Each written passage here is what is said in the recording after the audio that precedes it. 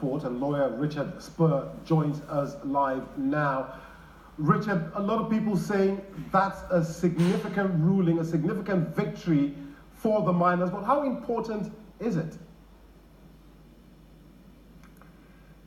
I think it's the first time really that the mining company has been held accountable under the civil law. And it's also significant in that it is a development on the class action mechanism, which is relatively new to South Africa. And there's another component too, which is about the liability of parent companies for the delicts of their subsidiaries. So in all those spheres, it's significant legally, and we hope that it will bring substantive relief to many people who are desperately in need of it. And you talk about that much needed relief, but how will this money be spent?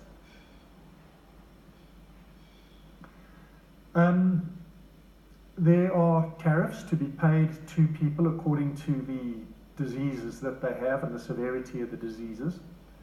And then there is a trust to be established, and that trust will be capitalized with an amount that will enable it to go into the labor supplying areas, literally village by village, find the former gold mine workers, medically examine them, x-rays, lung function tests and medical exams, and then to compensate those who've contracted one of the lung diseases, either tuberculosis or silicosis or a combination of the two of them.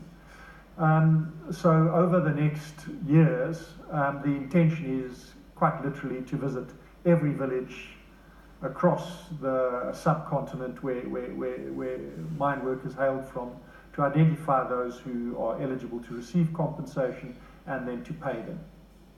Richard, I just want to broaden this discussion and make it a bit continent-wide now, because I know that in countries like Zambia, in the middle belt of Zambia, where tin has also proved to be a health problem for miners there, in eastern Nigeria, where the coal miners are also having issues. Can this approach be copied elsewhere on the continent?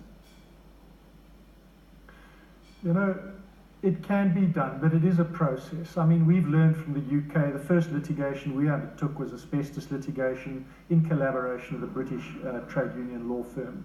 This time we're working with an American law firm.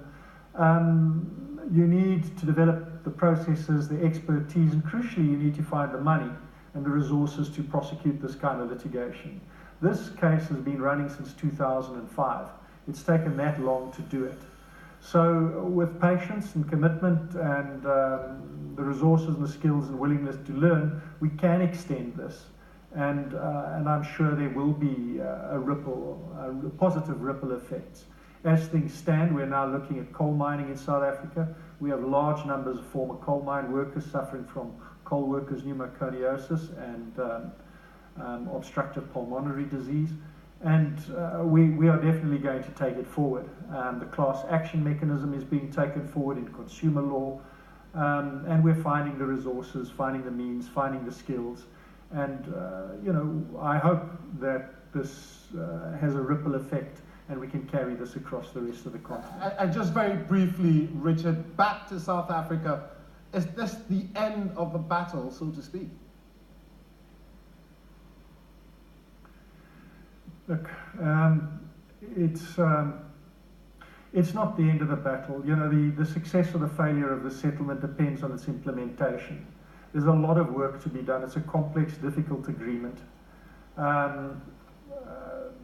You know, how we do this thing is really important. And I think the inputs from NGOs and civil society organizations concerned with miners and their continued pressure on the trust and a bit of jogging and a bit of pushing is going to ensure that this thing is successful. Right, but it's certainly not a case of lying back now and things will happen. Thank you very much, Richard.